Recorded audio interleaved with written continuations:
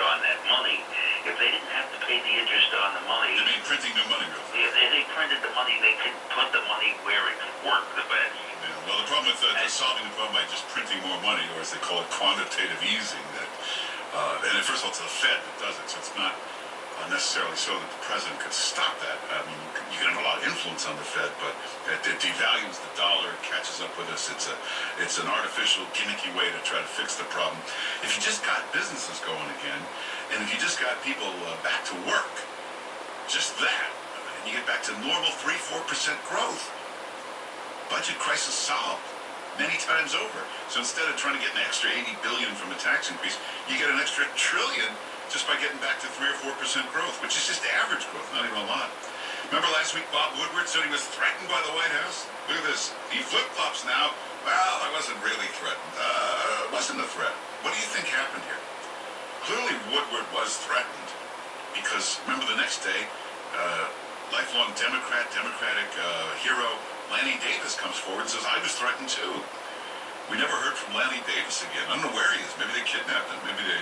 here's Woodward saying, well, it wasn't really a threat. Something happened here. Something changed. So did they threaten these guys even more and scare them into silence? I don't think so. So they must have made a deal. They must have realized this threatening doesn't work. They both went public.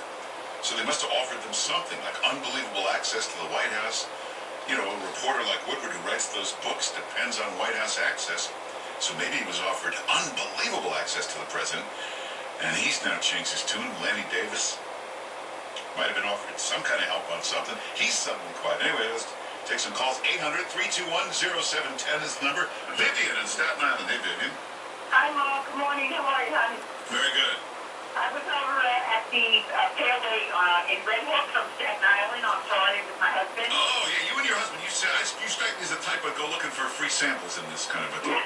Right? We did just down the I see, you knew there would be free samples, so. Oh, yeah, but I was kind of late because they were handing out shopping bags filled with a couple of items. And so when I went over to the guy and said, can I have one? He said, first you shop. He said, when you come out, I have 2 more pallets.